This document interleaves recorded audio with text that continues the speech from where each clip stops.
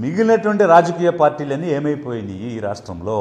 ఒక పబ్లిక్ ఫిగర్కి ఇలా జరిగింది, ఇన్ని అనుమానాలు ఉన్నాయి అని లక్షల మంది ప్రజలు ఆలోచిస్తున్నటువంటి సమయంలో అధికారంలో ఉన్నటువంటి తెలుగుదేశం కానీ జనసేన కానీ లేక బీజేపీ కానీ కేవలం ఒక ఎడ్యుకేషన్ మినిస్టర్ ఒక ట్వీట్ చేసేసి ప్రాథమిక విచారణలో అది యాక్సిడెంట్గా తేలింది కానీ మేము విచారణ చేయమన్నాము ప్రజల యొక్క అనుమానం దృష్ట్యా అని చెప్తే అది ఏ విధమైన సంకేతం మీరు పోలీసులకు ఇచ్చినట్టు?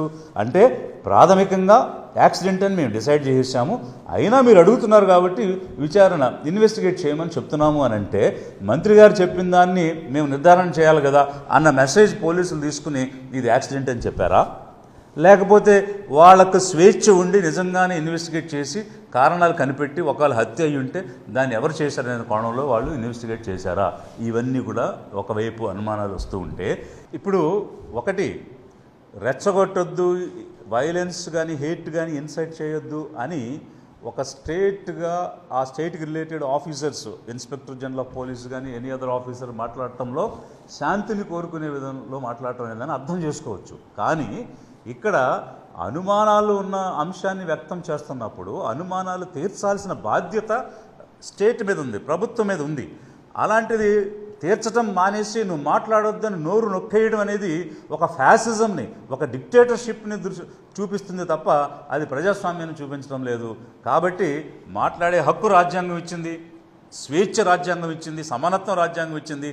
ఖచ్చితంగా మాట్లాడనివ్వాలి, ప్రజల నిరసన తెలియజేయనివ్వాలి. It's a fundamental right.